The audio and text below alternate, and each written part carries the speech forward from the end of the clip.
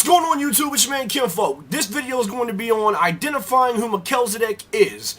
Now, if we go to Genesis 14, 18, it says, "And Melchizedek, the king of Salem and a priest of the God Most High, brought Abram some bread and wine.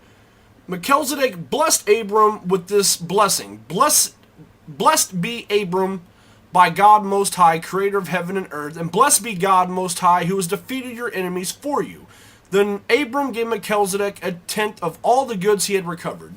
Now, do you know that the number for tithing is a tenth? Notice there is a priest named Melchizedek of the Most High. If we go to Hebrews 5:6, it says, "You are a priest forever in the order of Melchizedek," speaking about Jesus. Now, notice that Jesus and Melchizedek have identical priesthoods. Melchizedek is without father or mother, without genealogy, without beginning of days or end of life. Like the Son of God, he remains a priest forever. Notice it says, like the Son of God. We go to Genesis 1:1. It says, "In the beginning, God created the heavens and earth." God the Father. "The earth was formless and empty, and darkness covered the deep waters, and the Spirit of God was hovering over the face of the waters." Holy Spirit. And then God said, "Let there be light," and that was light. Now that's Jesus. Now, it says, "You are a priest forever in the order of Melchizedek," Hebrews 5:6. Now the definition of order is aphomio, which means facsimile, or an exact copy, or exact reproduction, or a duplicate.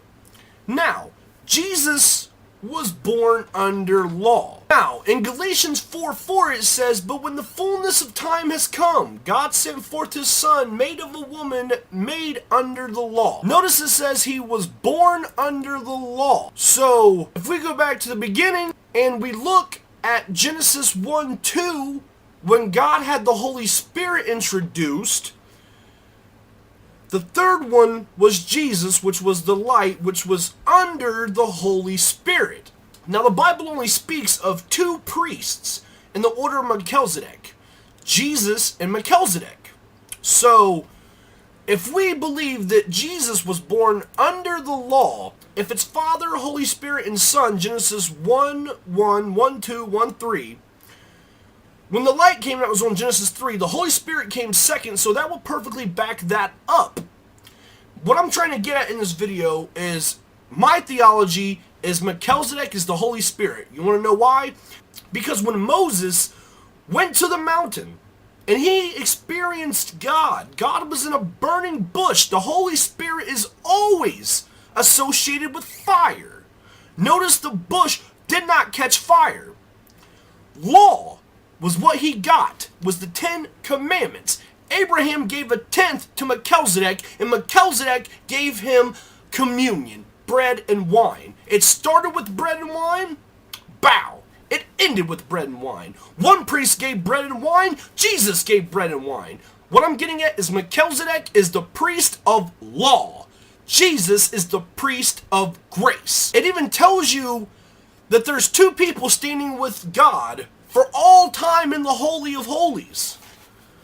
All times.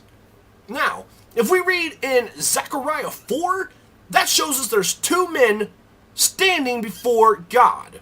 It says, if we go to Zechariah 4:14, I'm just going to skip to the bottom because I'm not going to read the whole thing. If you want to read it, I would advise you to read it because who doesn't want to get deeper into the word? Now it says in Zechariah 4:14, "So he said, these are the two anointed ones who stand beside the Lord of the whole earth."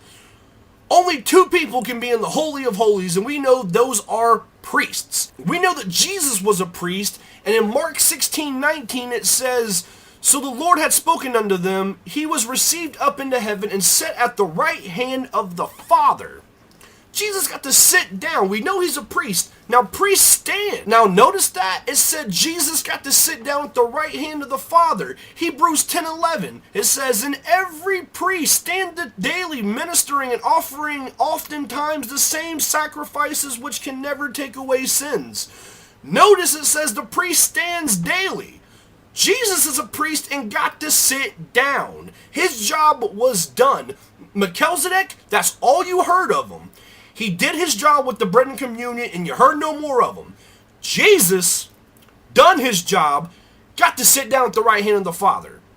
He was born under law, gave us grace. Because if we go to Jeremiah 31 through 33, it says, "Behold, the days come, saith the Lord, that I will make a new covenant with the house of Israel and with the house of Judah, not according to the covenant that I made with their fathers in the day that I took them by the hand to bring them out of the land of Egypt, which my covenant they broke, although I was husband unto them, saith the Lord.